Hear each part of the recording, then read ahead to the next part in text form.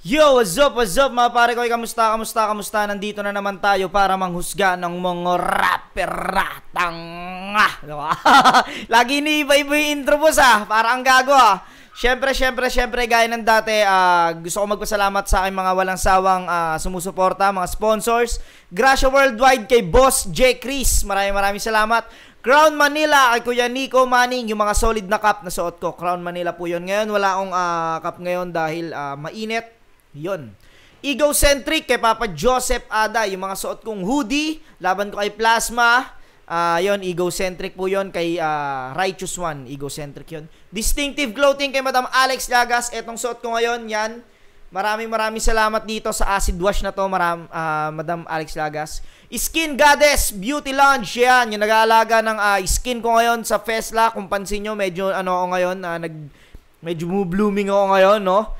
Yun, Pacquiao Ka-Clothing sa ninong kong si A.R. Ramos ng San Francisco, California. Shinwear, maraming salamat kay Kuya Mabagting lahat sa aking pinakamalapit na inaanak si Shin Rojan aka Bosyo ng Mundo. At yun, pangalawang video ko na to ngayong gabi. At ang i-review ko naman, naisip ko ngayon lang, gusto kong i-review yung battle na mga sasalang sa isa buhay ngayong taon para malaman ko kung ano ba yung mga estilo nila. Kung aabot ako sa round 2 o kung makakaharap ko sila, yun, gusto kong malaman. At ang naisip kong unahin ay etong Ban at saka MP3. Sige, let's get it on. Nanalo ng coin toss si Ban. Pili niya mauna. MP3, tig 2 minuto dapat. Alam niyo na, kita niyo na, may timer na tayo dito. Sundan natin to, 5 hurado natin. Unang laban ng Gubat 11. Pakinggan natin, MP3. Yo. Ilang taon ko tong pinangarap. Halos isang decade ago. Ilang beses kong inad si Enigma. At ilang beses din siyang bumalik sa aking People You May Know. Kaya nung nag-chat siya sa akin last month, tangina ako'y nagulat. But now I'm proud na maiulat na ako ang pinakaunang taga-Surigao na makakabattle dito sa Gubat. Taga-Surigao pala si MP3, no? Si MP3. Kaya kahit sinong itapat ni Arik, I'll put on a show like it was practice. Bawat linya mag-e-echo. Ang kalaban, iba-blacklist. Sa eksena, ako'y meta, kaya priority na draft pick. So anong kwenta nitong Ban? Bawat laro ko'y laging classic. Gusto mo dito magpasikat? But all you're gonna get is torture. Sa motos ka na lang lumipat. Doon ka maghanap exposure. Kasi wala kang bagong pinapakita. Arik, mali ang iyong pag-offer. Matagal nang may ban sa flip-top. We don't need another Fonger. Galing, no? Kinumpara siya, hinihalin tulad siya kay Fonger na Ban, yung Ban na hindi na talaga makakapasok ng flip top, tas yun nga, si Ban. Galing. Kasi ito nga, Dick, sobrang laki na ng mata kasi batak sa ilang bulto. Akala ko sa buhol lang may tarsier, ang dami nyo pala sa dulho. Pwes wala akong pake nitong nakikipagmalakihan ng mata na meron pang need na pampagana para may linyang magawa. Patay pa rin sa pagbangga, may baril man o wala kasi kung meron kang gun ban yung patalim na kahanda. Kasaligra sa tama, pwes ibahin sa kung meron kang gun ban, etong patalim na kahanda. Biyasa, puta please kahanda. Gasaligra sa tama, pues ibahin sa biyasa. Puta please, didada please, mga pang kids mo na nakatha, maglalim ka man tanga, di ka pa rin makapasa, cause you don't need to take drugs kung magaling ka talaga. Puro pabibo lang sa battle, may nagre-react. Hindi mo kailangan mag-take ng drugs kung magaling ka talaga, o maggamot kung magaling ka talaga. Because he's just friendly. Pero sa teknikalan, you don't belong. Halatang hindi pa ready. Di pwede rito yung okay na. Dapat sa bars, lagi kang deadly. Di naman bawal magpaka-range, pero iba pa rin yung Mr. Lefty. Kaya di ka pa sapat ang thinking stupid and backwards. Di kayang lumebel sa mga tunay. I'll just bully this bastard. Si Arik, nagmukhang Zuckerberg tuloy. And this is truly the sad part. Binigyan ako ng ban para makita ko anong hindi pasok sa community standards. Kasi kung kanta ang pag-uusapan, di ka pwedeng risk taker. Parang nakaka-distract yung ilaw na tumututok sa mukha nila, no? FBI ka lang kinikilala bilang hitmaker. Puro multi lang sa verses. Sa music ay disaster. Pero di sapat yung may na-record. Dapat may impact pa rin after. Kasi kung wala, then that's just noise. O static lang sa channel. Kung puro volume at walang substance, tang ina, di nagmamatter. Ito na nga yung harsh reality. Listen when I speak to you, cause this is not a hot take, it's an inconvenient truth. Wala kang track na maganda, and I'ma let them see. Kung kulelat ka sa music, you can't mess with me. Magaling sa battle, basta videos, one of the best MCs. Pues wala nang kwenta kung ang usapan na ay MP3.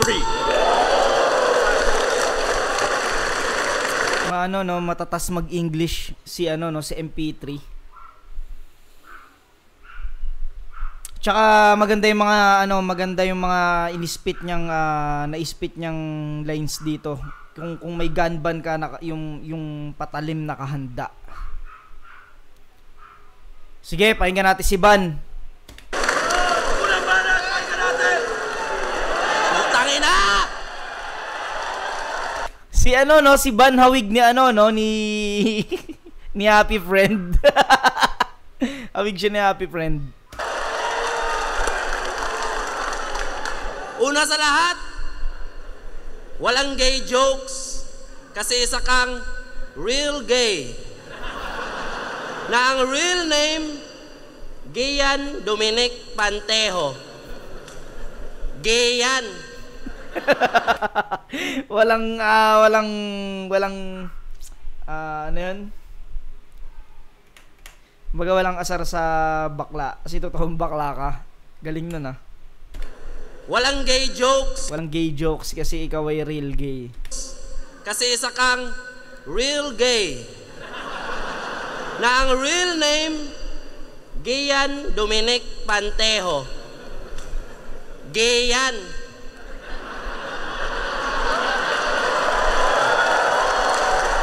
Gay yan.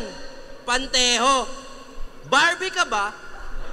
May gay ka na nga sa pangalan, nagpapanty ka pa. Kung sino pa na pangalan sa'yo, pakisabi, putang ina niya. Marami tuloy nakakaalam na isa kang Barbing ama. Kasi real talk, sumali ka lang ng shaman para mapapansin kay Lil Strokes.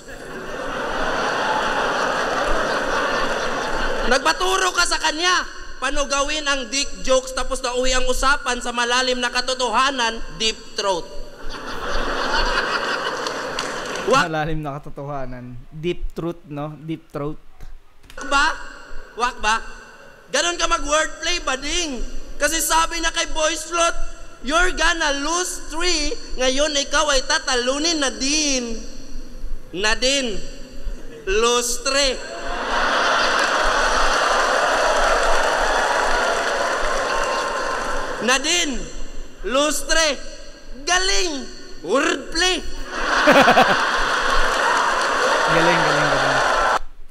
Galing. Wordplay.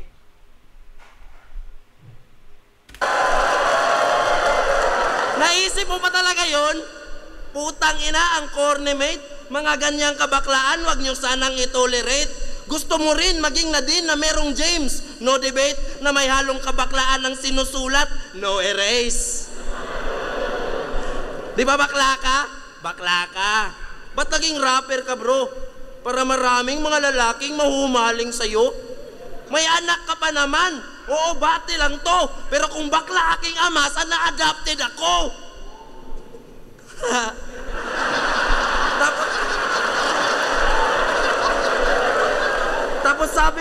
Tapos sabi niya kay Pads, ganto. Baliwala itong pader because I'm the pader of my son. Ha? Napaka-cringy na bitawan. Dinadamay pa yung anak niya sa sariling katangahan. Pader ka lang pala. Mali ako na napili na kalaban. Patunay lang yan na di katunay na haligi na tahanan. Pero kahit ano aking sabihin, hindi pa rin yan aaminin. Sige, rebat lang at isipin, paano tabunan ng nilihim, basang-basa kita bakla. Alam ko ang iyong mithiin, pinipili mo maging lalaki, pero lalaki din ang pipiliin. Tangina no, epektibo. Isang anggulo pa lang ginagamit ni Ban dito ha. Isang anggulo pa lang, pero epektibo. Ha? Hindi yun.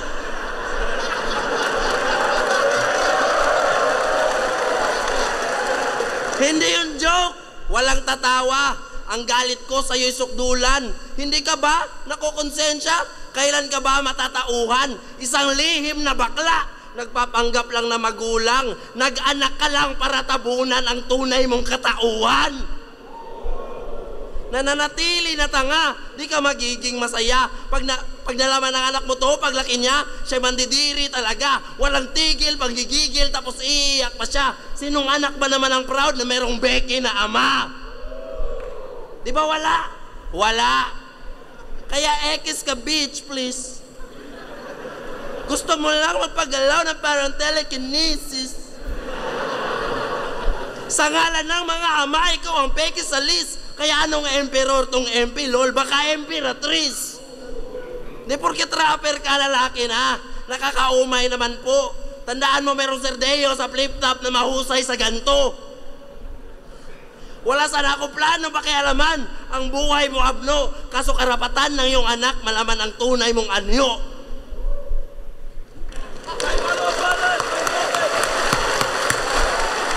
Tangina, pares magaling, no? Para silang, pero niya, isang anggulo lang ang ginamit ni Ban, pero ang galing kung paano niya napahaba yun. Pero hindi ko rin kasi, para siyang style clash eh. Hindi ko pwedeng baliwalain yung technical dito ni, yung pagiging technical ni MP3. Kasi kahit naman jokes o bars, hindi mo yan masusukat ng kung ano mas mabigat yung technical o mas mabigat, sabi mo ano yung jokes. Nasa kung paano mo siya magiging kung paano siya magiging epektibo eh. Pakiramdam ko tabla pa tong round 1 para sa akin. Tabla tong round 1. Magaling din si MP3 talaga. Siguro tabla tong round 1. Pakinggan natin round 2. Si Lolo.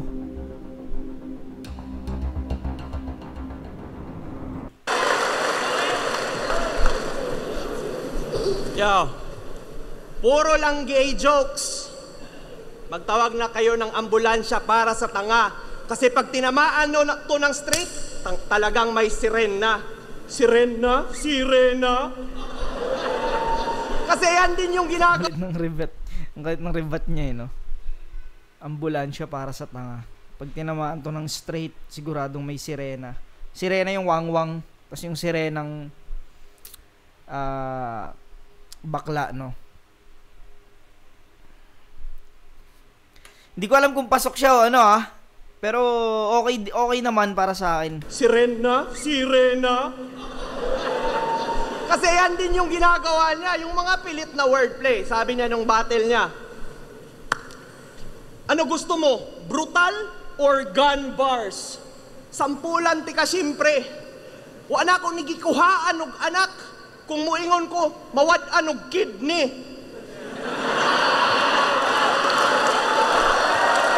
Kidney. Makuhaan og anak? Kidney? Weird play. Galing, utang ina, pareha silang may doon, no? Pareha silang may bala sa ganun. Weird play. Ni? Weird play. Tangina, parang naribat niya tuloy, no? Galing. Tangina, Van! Saan mo yun kinuha? Ang sakit nun sa bituka. So pag di nagkakasakit yung partner ni Mahal, ang tawag doon, di masikmura. Sikmura? Okay. Si Mura yung unano. So pag di nagkakasakit yung partner ni Mahal, Yung partner ni Mahal, si Mura, masakit yung sa sikmura. Doon sa bituka. So pag di nagkakasakit yung partner ni Mahal, ang tawag doon, di masikmura. Mura. Mura. Pero sa Rapolo, lagi mong dinadamay si GI sa iyong lines para sabihin lang na funny. Kawawa talaga si Shrek, laging inaasar ni Donkey. Inggit ka lang kasi sikat siya. Habang buhay mo in poor condition. Oo, salty lang si Ban. Si GI matagal ng seasoned. Puro bisyo ka kasi, kaya buhay niya wala pang reason. Ang kanyang mind stoned pero sa future walang vision. Dito paramihan ng tugma, ito'y paramihan ng suntok. Palaliman ng tula at pagalingan manukso. Pag dinaisect nyo bara ko, marami kayong matutunan ako po. Pero pag tiningnan nyo yung kaban, walang kayamanan sa loob. Feeling superstar kasi. Porket may mga nakagrupo na sikat, he started feeling overjoyed. Isang alitap-tap among the stars, ikay isang impostor hoy.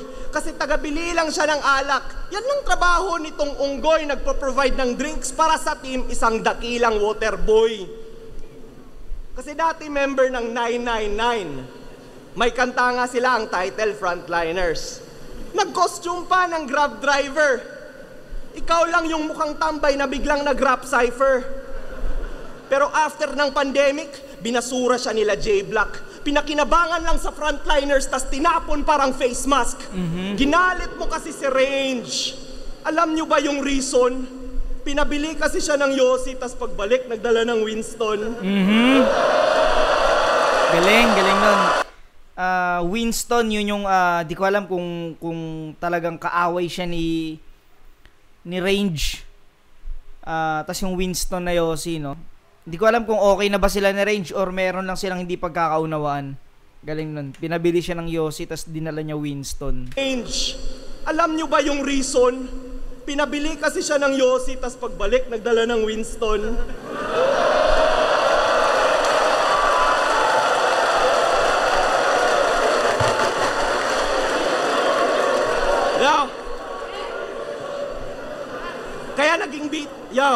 Kaya naging bitter ka tuloy. Napakapangit ng yung taste, tas sasabihan mo si Maki na ginagamit niya si Range. Ulul, ang lakas ng loob mo namang bash. Dati supporter ka pa niya, pero nung di ka na pinagamit, boy, tapang talaga. Di nila nakita yung value. Naging dependent kasi siya. Ika'y dinedma, and that destroyed you mentally, di ba? Kinalimutan ka ng squad nung nag-events na rin sila nung meron ng 999 gigs na wala ka sa memory nila. At upang makapag-move on, nagtinda na lang siya ng prutas at sa palengke na bumida. At least sa ganun, okay lang na manggagamit para kumita. Wordplay na naman. Kasi sana lang siya lulugar. Wala nang range na magagamit. Sa pagrarap, wala siyang racket. Walang audience na matatarget. Marami na kasing magaling dito. Wala nang space para sa pangit. Kaya magtinda ka na lang ng prutas. May pwesto ka pa sa market. Si mapa-GI man o range kay illegitimate na son. Sumigaw ka man parang batas, hindi makikinig yung fans. Di ka magmamark dito sa liga. Ngayon ililigpit na lang. Wala na ngang batas sa flip-top, di mai-implement ang ban.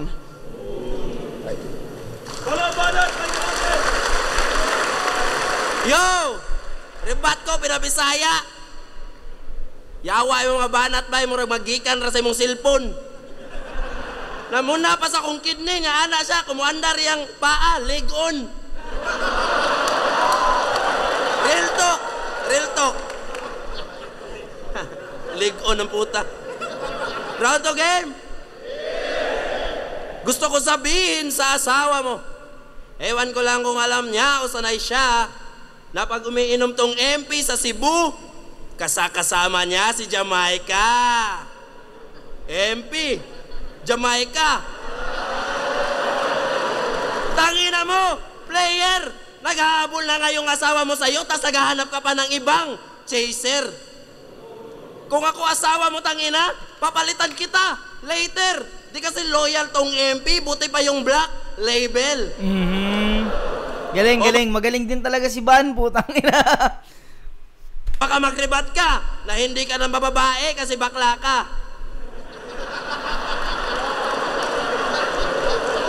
Totoy naman. Hindi ko sinasabi ng bababae ka. Nanonomboy ka lang. Nag-NBA reference ka pa? Eh, hindi ka naman marunong mag-dribble.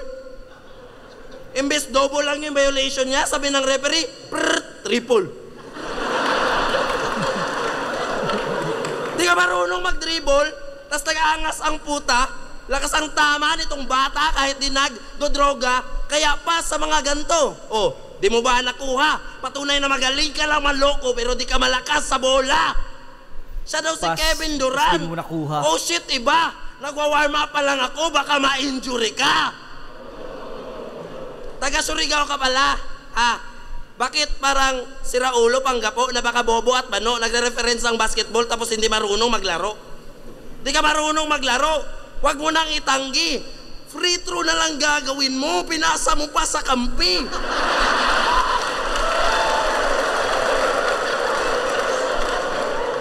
NBA reference pa more. Tapos wala naman palang nalalaman. Buti na lang nung nag-free throw ka, di mo pinasa sa kalaban. Kung may spade na naging goryo, putang ina, mas malala yan. Biruin mo, kada battle niya, nag-iiba siya ng pangalan. Kasi sabi niya, ako si Michael, ako si Jordan, ako si Kobe, ako si Brian.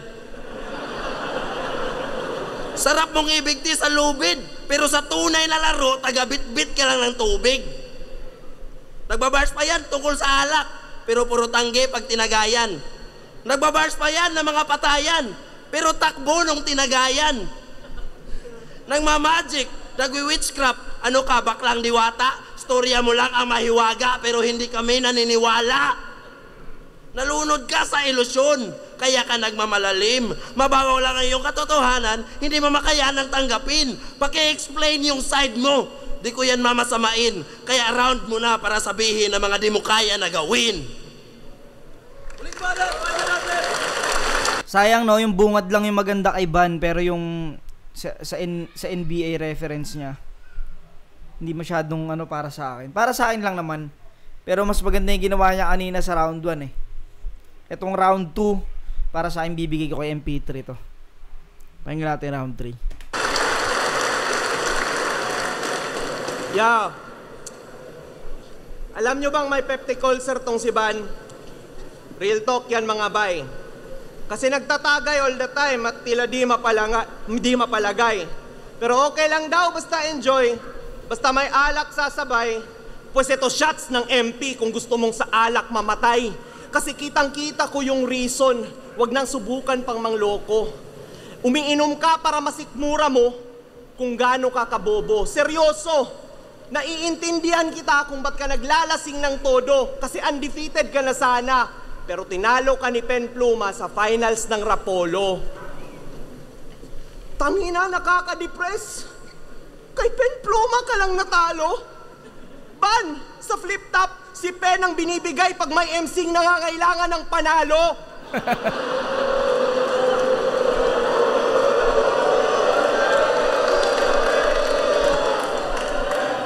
Yeah. What's your excuse, Ikay Kabado? Ikay na busy sa trabaho? Hindi. Naging kampante ka lang kasi alam mong bibigyan ka ng balato. Real talk. Yung grand prize, hinati nila. Pinag-usapan weeks before the match para kung talo, may assurance. Kaya nagkapera sa kanyang death na para bang may life insurance. Akala ko pa naman, Ikay Atat, na mag-champion ka sa rap. Pero tumiklop ka lang agad at ikay nabisto sapagkat yung sulat mo di umangat at napagpasya mong nagkalat nung natanggap mo na yung kalahati, di mo na binigay lahat. Yo, and to prove na he didn't step up when it really mattered, pera lang talaga habol niya, yung t-shirt niya ay greedy bastard. Ngayon, 50-50 ka, wala ng hati-hati. Ito'y suntok, ala Pacquiao kung gusto mo ng money. You got fucked by Pen Pluma bago ka umani? Tangina, wag kayong magpasibak para sa pera, dapat kayo yung sugar daddy. Kasi wala nang natira sa kanyang balato na nakuha. Tinalikuran titulo at nanatiling hampas lupa. Dapat bonus lang yung cash, pero ginawa mong disadvantage. Hinahabol ko din naman yung pera, pero di ko tinatakbuhan yung challenge. Woo! Kasi ako, I'm always galing. Kahit Ang ina, no? Hinahabol ko rin naman yung pera, pero di ko tinatakbuhan yung challenge. Galing. Si Van kasi parang pinabayaan niya na daw yung battle porket nakakuha na siya ng pera, ng kalahati.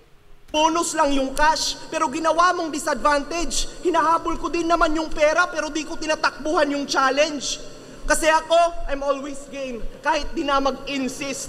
First Tagalog battle ko pa nga to eh, but I took care of business. OOA game ko'y Bisaya, di nyo ko ma-dismiss, and you can give me iceberg kung gusto nyo ng English.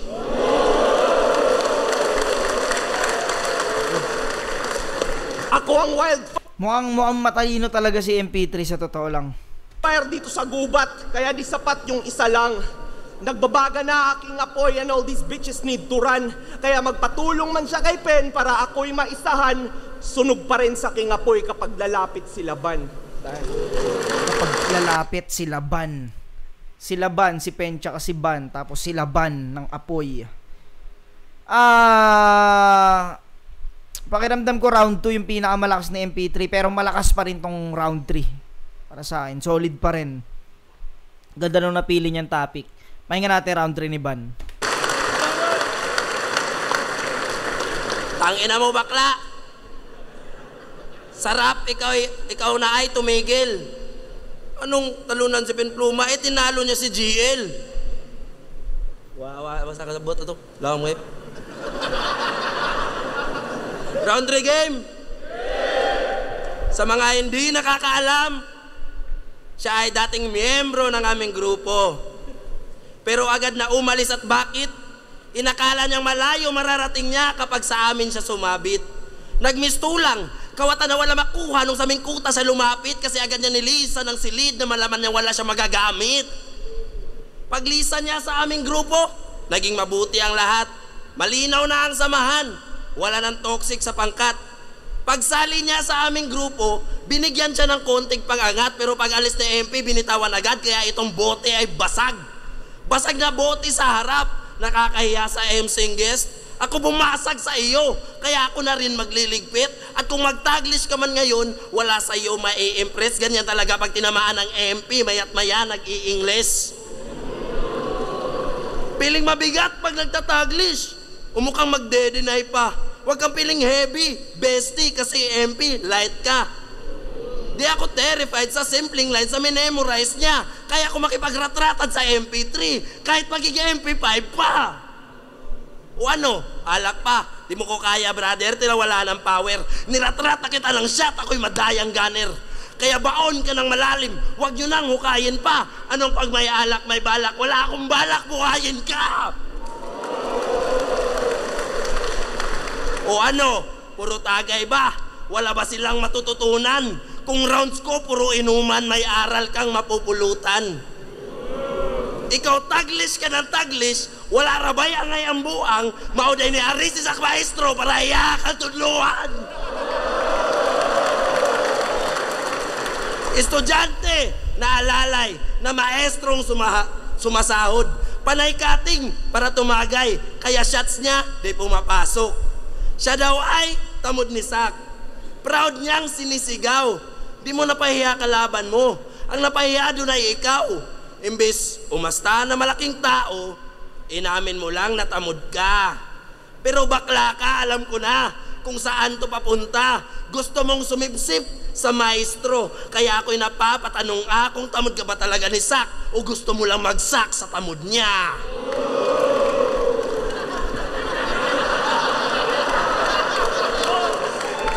Gumaya ka lang ng estilo man.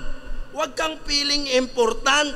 Magagaya mo yung taglish na maestro, pero hindi yung lesson plan. Kaya hampas sa nerdong yan ng baseball bat, naging home run. Hirap hanapin ng MP, ngayong inabutan ng liquor ban.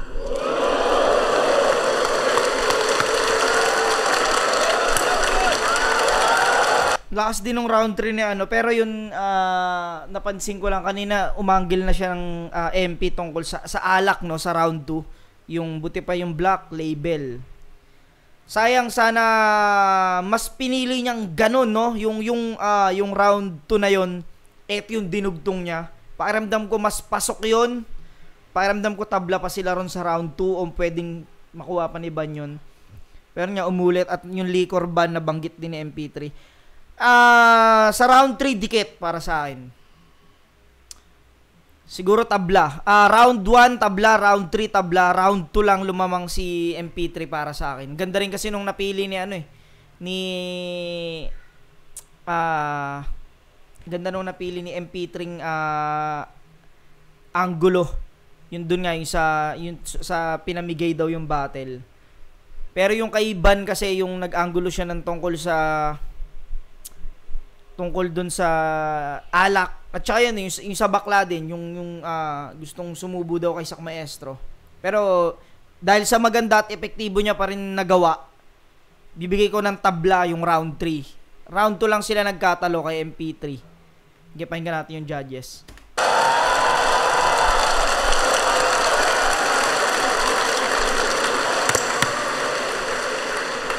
Sobrang solid na laban na yun. Ang boto ng Jurado. Pero tingin namin, panalo kayo lahat doon. 3-2. Mag-ingat. Diba? Dikit. Sa oras, halos parehas lang. Ay, para kay Ban. Okay, si Ban ang nanalo. Sige, check natin. Salamat sa lahat ng sumusuporta. Yeah. Solid. Siguro sa round 3 pinagbasihan.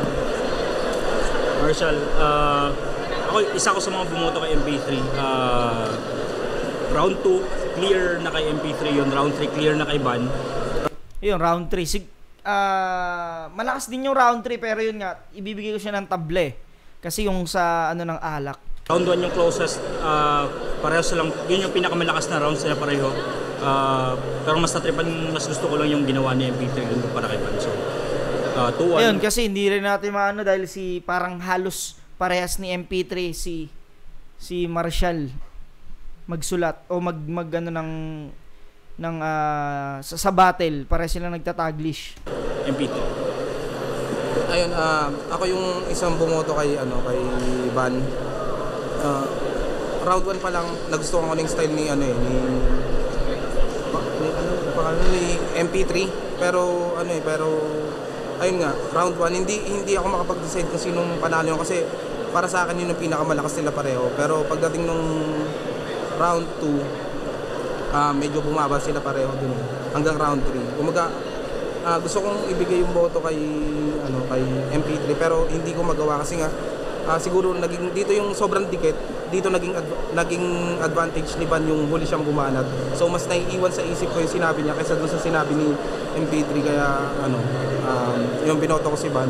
Pero sobrang dikit ng laban na yun. Siguro mas masaya lang panoorin at pakinggan si Ban pero ang lakas din ni MP3. Sayang na kasi ayun nga, may kailangan manalo pero para sa akin panalo sila pareho.